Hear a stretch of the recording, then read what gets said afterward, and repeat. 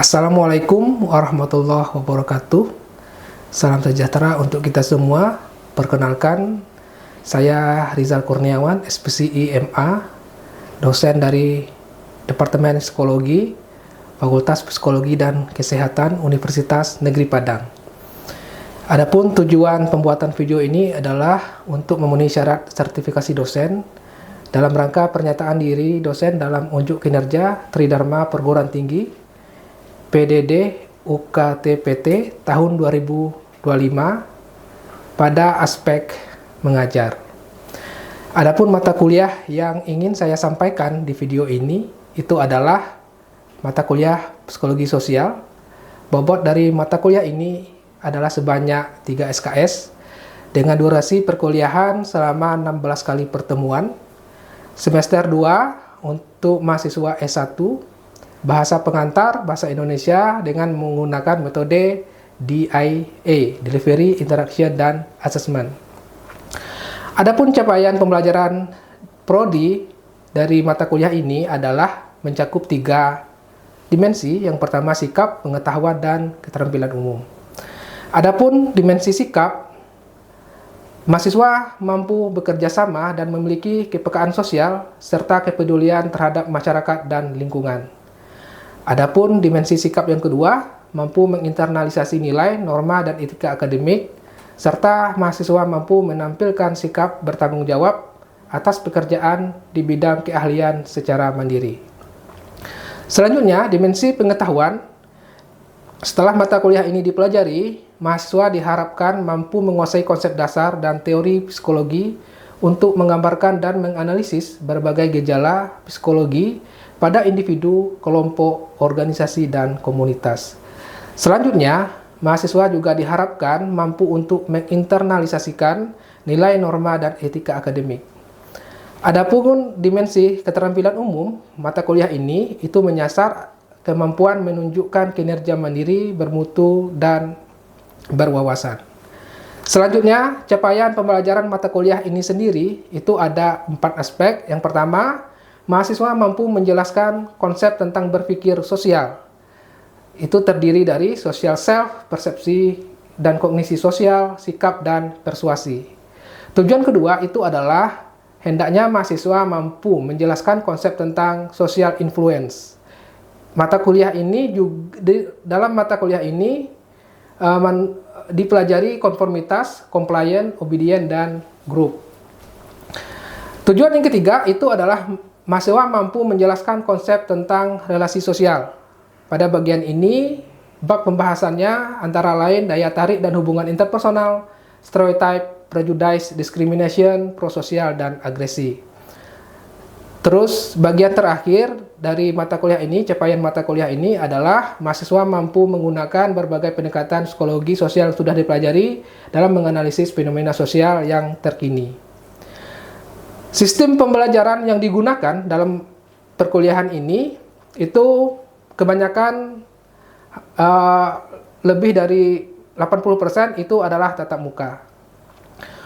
Terutama untuk pembelajaran pada teori pada pertemuan 1 sampai pertemuan 12. Sedangkan pertemuan 13 sampai 15, mahasiswa akan melakukan tugas project based learning. Mahasiswa akan diturunkan ke lapangan untuk mengkaji fenomena yang terjadi dan membahasnya dengan teori-teori yang sudah dipelajari. Adapun dimensi atau kegiatan pembelajaran dari segi asinkronus, mata kuliah ini menggunakan learning management system yang dikembangkan oleh UNP itu sendiri dan diberi nama smileunp.ac.id. Pada learning management system ini, mahasiswa bisa menggunakannya untuk mengumpulkan tugas, mendownload materi, referensi, dan lain sebagainya.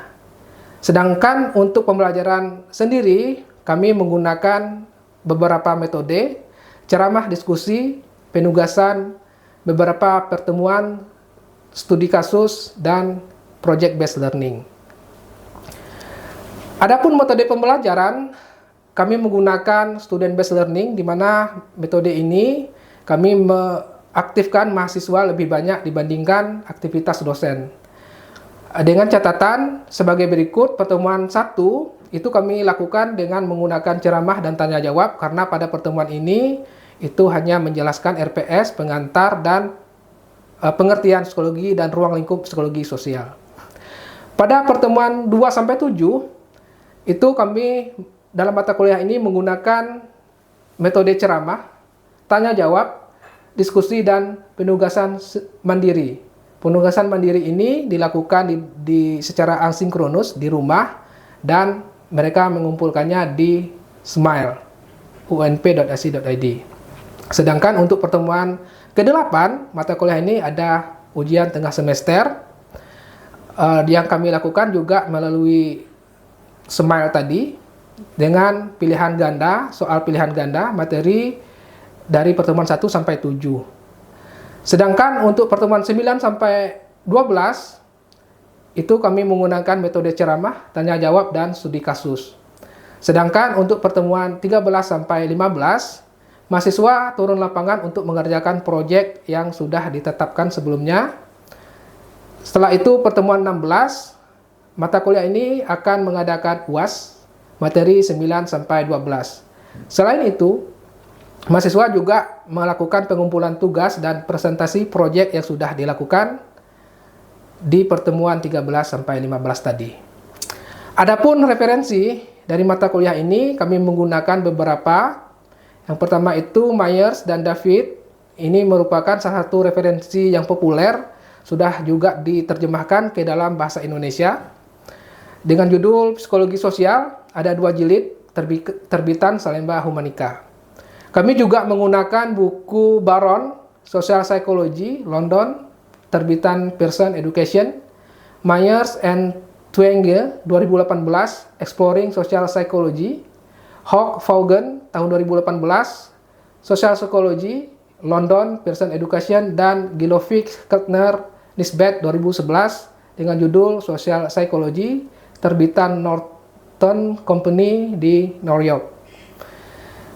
Adapun evaluasi dari mata kuliah ini ada beberapa aspek. Yang pertama itu UTS. Bobot dari ujian tengah semester ini adalah 15%. Sedangkan ujian akhir semester itu 10%. Tugas mingguan hasil studi kasus yang dikumpulkan di Smile tadi kami beri persentase 25%. Sedangkan tugas proyek kami beri bobot yang paling tinggi yaitu 50%. Demikianlah informasi terkait mata kuliah psikologi sosial ini kami buat. Berikutnya cuplikan dari proses pembelajaran yang saya laksanakan secara luring tatap muka di dalam kelas. Selamat menyaksikan. Baik, Assalamualaikum warahmatullahi wabarakatuh. Waalaikumsalam warahmatullahi wabarakatuh. Salam sejahtera untuk kita semua. Terima kasih. Pada hari ini kita bertemu lagi di mata kuliah Psikologi Sosial pertemuan keempat. Sebelum kita mulai perkuliahan kita berdoa terlebih dahulu menurut kepercayaan masing-masing supaya apa yang kita pelajari pada hari ini bisa bermanfaat nantinya. Berdoa dimulai.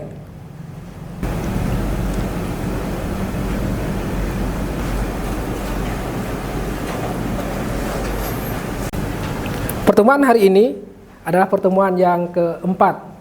Pertama kita sudah pengantar, kedua kita sudah membahas tentang self dan konteks sosial, di mana di sana ada self konsep, self presentasi, dan juga self esteem.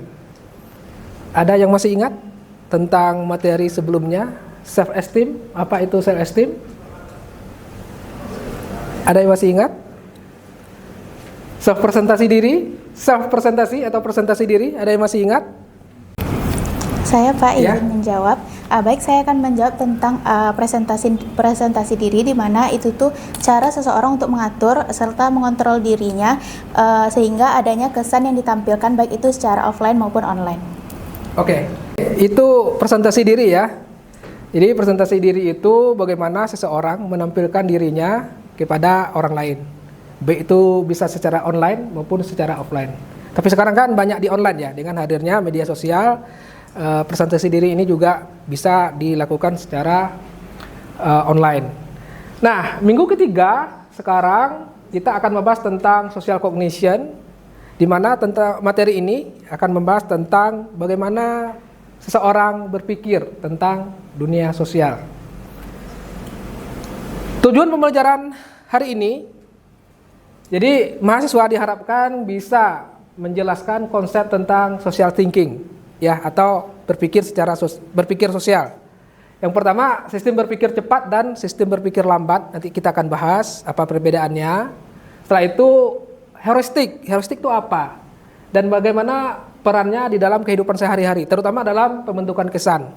Di heuristik ini juga banyak ya kaitannya dengan kehidupan kita sehari-hari, tapi kita bahas tentang khusus ke pembentukan kesan.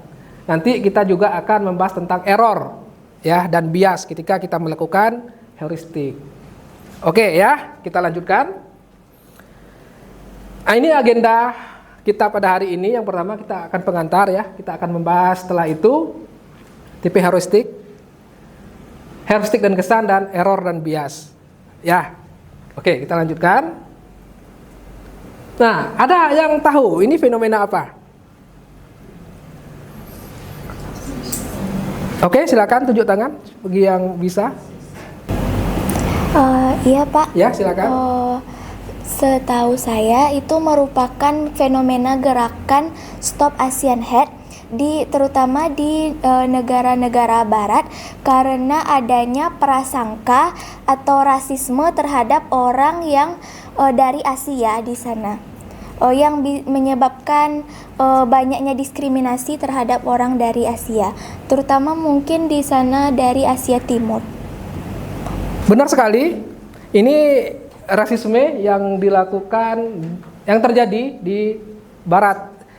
Tapi ini yang munculnya itu, yang puncaknya itu pada kasus COVID-19.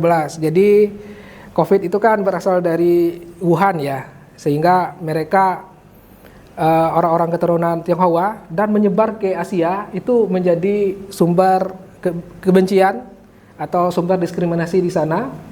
Nah, ini merupakan salah satu bentuk kesalahan berpikir, error atau bias. Jadi ketika kita berpikir tentang fenomena sosial, seringkali terjadi bias atau error.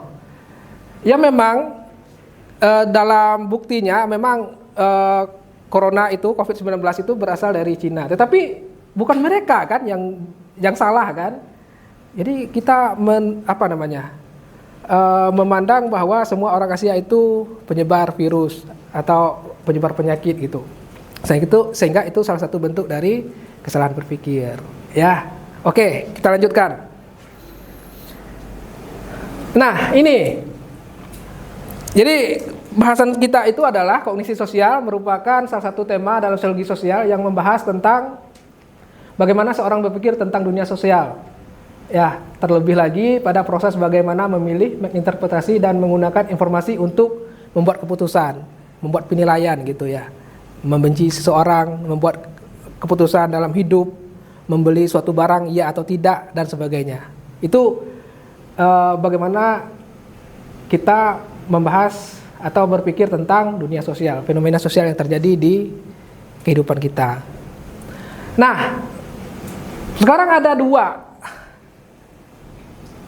tema yang penting di dalam pokok bahasan ini. Yang pertama, automatic thinking dan effortful thinking. Nah, jadi kita bisa membahasnya atau berbicara atau mengatakan berpikir cepat dan berpikir lambat gitu ya. Kalau effortful thinking ini berpikir dengan usaha, ada usahanya kita berpikir gitu. Berpikir lambat ya, kita bisa bilang juga seperti itu. Dan automatic thinking ini adalah berpikir secara cepat. Jadi ada keuntungan masing-masing. Tetapi automatic thinking ini dia rentan terkena bias atau error. Ya, sedangkan effortful thinking ini dia biasanya benar karena informasi-informasi banyak tadi kan kita kumpulkan, terus kita ngambil keputusan, ya biasanya benar gitu. Ya. Nah, sedangkan automatic thinking ini dia cenderung salah. Bukan cenderung ya, ada bisa benar juga. Terkadang kita rentan terkena terkena bias atau error. Nah, automatic thinking inilah yang disebut dengan heuristik itu tadi. Ya, bahasa lain dari automatic thinking itu adalah heuristik. Nah, khusus bahasan ini kita banyak membahas tentang heuristik ini. Kenapa? Karena dia rentan error. Makanya ilmuwan psikologi sosial suka membahas tentang ini. Kalau effortful thinking ini udahlah, nggak ada masalah kan? Nanti keputusan yang diambil benar gitu. Ya nggak ada masalah. Yang masalah ini automatic ini. Apa saja sumber error? Bagaimana bentuk error orang berpikir? Nah, itu yang dibahas tentang kognisi sosial. Ya, seperti itu ya. Kita lanjut dulu. Nah, ini tipe heuristik. Tipe-tipe heuristik ada representativeness, ada availability. Ya, kita coba baca dulu ya. Representativeness heuristik itu adalah kecenderungan seseorang untuk melakukan kategorisasi sesuatu benda atau orang berdasarkan kemiripannya dengan suatu kelompok atau benda tertentu. Nah, siapa yang bisa kasih contoh? Saya Pak. Ya, silakan. Jadi contoh dari representatif heuristik itu misalnya kan Pak, kita di jalan tuh Pak ketemu sama orang yang pakai sorban, terus pakai baju putih yang panjang gitu kan Pak. Nah itu kita mempersepsikan itu sebagai seorang ustadz atau kiai gitu Pak. Benar sekali. Seperti itu. Jadi kita menggolongkan seseorang itu berdasarkan golongan apa? Gaya-gayanya ya. Ya bisa saja dia kiai kan, bisa saja dia buya gitu. Tetapi kan belum tentu orang seperti itu kiai gitu kan.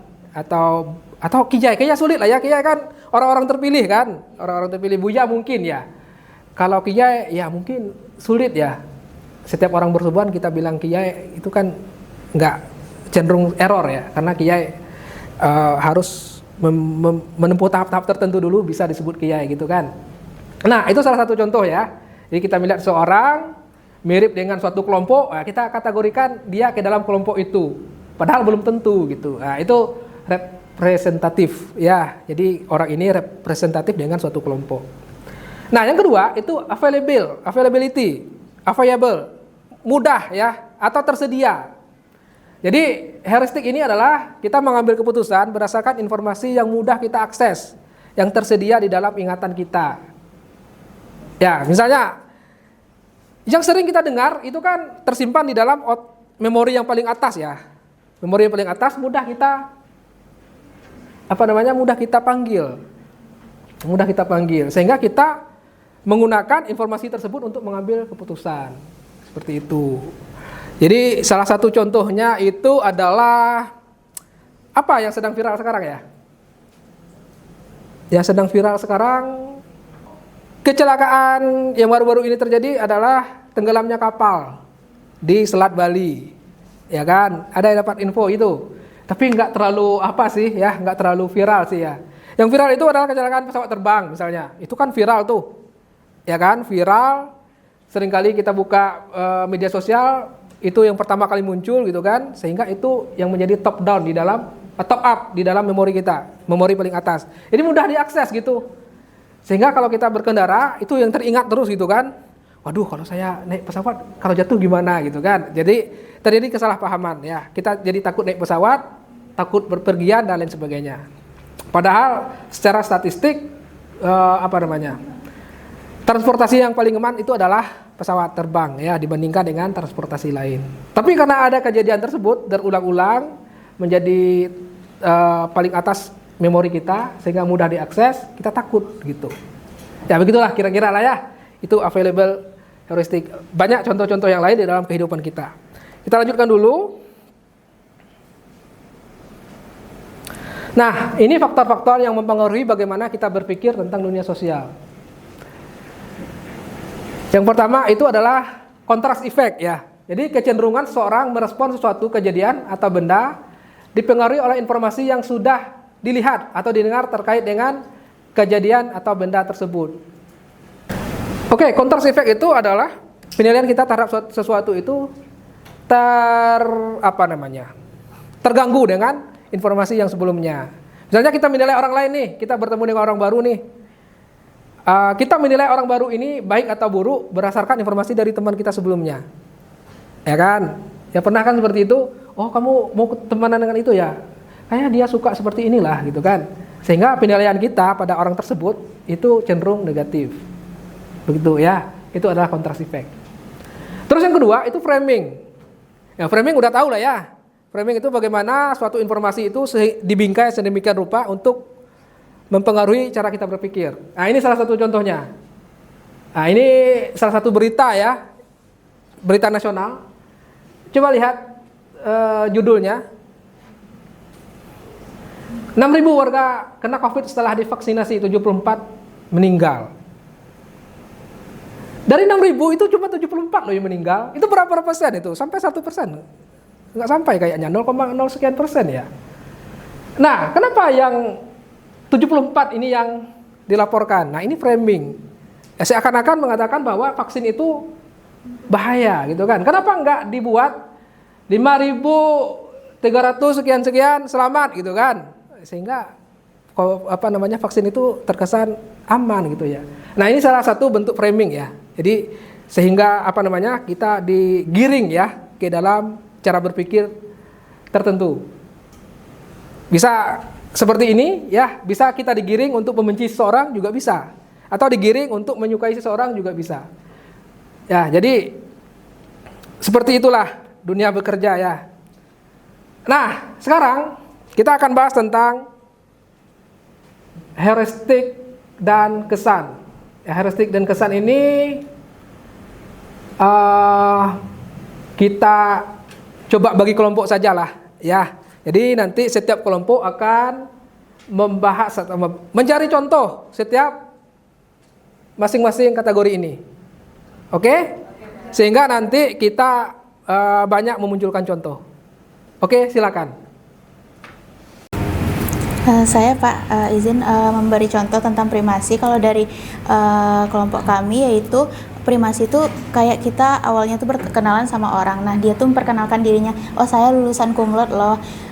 Tapi setelah itu kita tahu kalau dia itu orangnya yang kasar dan tidak profesional. Tapi dalam pikiran atau pandangan saya, dia itu tetap terlihat seperti orang pintar karena kesan awalnya itu dia memperkenalkan diri sebagai lulusan cum laude. Oke. Gitu, Pak. Izin menjawab Bapak yang primasi. Jadi mungkin kalau contoh dari primasi itu gimana? Misalnya seorang manajer ada ketemu dua kayak pelamar gitu kan Pak. Yang mana yang satunya ini mudah bergaul dan ramah, yang satu lagi itu introvert gitu Pak. Jadi mungkin walaupun kualifikasi mereka tuh sama, tapi si manajernya ini lebih positif penilaiannya ke si mudah bergaul ini Pak. Oke, benar sekali. Tadi kelompok satu menjawab bahwa ada dua manajer gitu ya, mewawancarai dua orang. Satu orang itu terlihat ramah gitu ya. Terlihat apa lagi tadi? Introvert. Oh, satu introvert, satu ekstrovert ya, yang positif gitu ya. Dan mereka berdua memiliki kemampuan yang sama lah ya. Dan manajer cenderung merekomendasikan yang pertama tadi ya, yang ekstrovert gitu ya, yang mudah bergaul dan sebagainya. Karena sudah tergambar ya, karena pertemuan pertama ketika wawancara dia kesannya seperti itu. Ya, walaupun yang kedua ini lebih bagus, kadang juga bisa seperti itu ya. Yang kedua lebih bagus, tapi yang udah suka yang pertama karena lembut, mudah bergaul dan sebagainya, dia akan cenderung merekomendasikan orang yang pertama. Oke, sekarang trait negatif bias, silakan kelompok 1 dan kelompok 2 disampaikan hasil diskusinya. Izin menjawab Pak. Ya, silakan. Contoh trait negativity bias. Nah, misalnya nih ada seseorang yang mendengar bahwa teman dia ini baru memiliki kebiasaan buruk seperti merokok Pak. Nah, si seseorang ini menilai bahwa temannya ini tuh memiliki kebiasaan yang buruk Pak, karena dia ada kebiasaan merokok, baru kebiasaan perilaku merokok dia yang baru muncul nih Pak. Nah, walaupun sebenarnya si temannya itu tuh mempunyai sifat baik yang lebih banyak lagi Pak, misalnya itu ada kejujuran gitu Pak. Oke. Ya, terima kasih. Silakan kelompok 2. Izin menjawab Pak. Ya, silakan kelompok 2. Contoh dari trait negatif tuh kayak misalnya saya punya teman nih yang sifatnya jujur, terus suka menolong. Terus ada kesempatan dia tuh ketahuan berbohong. Nah itu kita kayak nggak langsung percaya gitu loh Pak. Walaupun kita tahu kalau dia memiliki sifat jujur terus suka menolong gitu. Oke. Ya, benar sekali. Contoh dari dua kelompok hampir-hampir sama lah ya. Jadi ada orang ya, teman gitu ya. Dia melakukan suatu perbuatan negatif. Terus kita cenderung menilainya itu adalah orang yang negatif gitu ya. Orang yang suka bohong gitu ya, kelompok dua tadi. Yang pertama tadi apa? Dia Misalnya itu dia baru merokok gitu. Oh ya, dia merokok gitu ya. Jadi dia dinilai sifat negatif semua. Padahal yang positifnya banyak ya. Nah, itu trait negatif bias. Itu error ya, salah satu bentuk kesalahan atau bias kita berpikir ya. Seperti itu. Nah, begitupun implicit personality theory ya, merupakan kecenderungan seorang untuk menilai orang lain berdasarkan sifat yang dimiliki orang tersebut berkaitan dengan perilaku atau sifatnya. Jadi, orang lain itu memiliki sifat-sifat tertentu ya. Misalnya mahasiswa itu berkaitan dengan orang yang pintar gitu ya, intelektual, kritis ya. Ya, dia menyandang label itu. Buya ya dikenal dengan orang alim ya, suka beribadah. Label itu secara otomatis melekat pada dia. Nah, itu menjadi implicit personality theory. Nah, ketika seorang guru ngaji memperkosa, atau banyak kasus sekarang ya, atau yang memperkosa anak santrinya, kita seakan-akan nggak percaya kan? Nggak mungkin lah, dia kan guru ngaji, dia kan buya ya. Masa dia melakukan hal seperti itu? Nah, ini implicit personality theory. Jadi kita kesalahan berpikir. Tidak semua orang-orang seperti itu labelnya cocok. Ya, mereka juga bisa melakukan kesalahan. Begitu.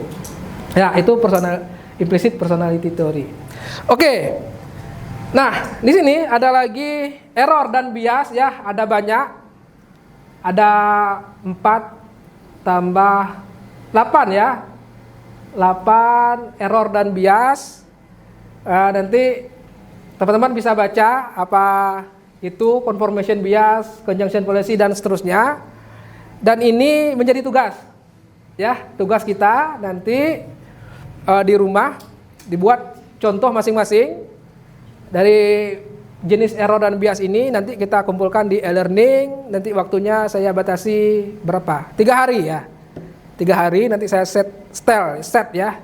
Waktunya di e-learning. Smile ya, Smile. Udah berganti ya, e-learning jadi Smile sekarang. Nanti dikumpulkan di sana. Oke ya. Baik. Demikian kuliah kita pada hari ini. Jadi nanti saya nilai tugas-tugasnya ya, saya akan nilai, dan presensi juga saya lihat dari sana ya. Jadi siapa yang nggak bikin tugas nanti saya anggap nggak hadir gitu. Terus juga setelah mata kuliah ini saya berharap ya teman-teman semuanya bisa berpikir tentang keadaan sosial di sekeliling teman-teman itu lebih bijak lagi ya, karena kita seringkali terjebak bias dan error di dalam berpikir dunia sosial. Nah, mudah-mudahan dengan materi kita pada hari ini teman-teman lebih bijak lagi ya dalam menilai sesuatu yang berada di sekeliling teman-teman. Terlebih lagi di dalam media sosial. Ya, terkadang di media sosial kalau kita salah ketik, salah share, itu bisa berdampak negatif untuk kita semua. Cukup ya untuk hari ini. Saya akhiri. Mohon maaf dulu ya kalau ada kekurangan dan kekhilafan. Saya tutup. Assalamualaikum warahmatullahi wabarakatuh. Waalaikumsalam warahmatullahi wabarakatuh. Demikian deskripsi singkat cuplikan proses pengajaran yang saya lakukan pada mata kuliah psikologi sosial ini. Semoga dapat memberikan gambaran bagaimana proses pengajaran yang saya lakukan selama perkuliahan tentang mata kuliah psikologi sosial ini. Saya mengucapkan terima kasih kepada tim menilai dan panitia sertifikasi dosen 2025 gelombang 1, Direktorat Sumber Daya, Dirjen Dikti dan Ristek Kemendikbud Ristek Indonesia, Universitas Negeri Padang, Fakultas Psikologi dan Kesehatan, serta rekan sejawat, dosen, dan rekan-rekan mahasiswa Departemen Psikologi, Fakultas Psikologi dan Kesehatan, Universitas Negeri Padang. Demikian yang dapat saya sampaikan. Mohon maaf ada kekurangan. Saya akhiri. Assalamualaikum warahmatullahi wabarakatuh.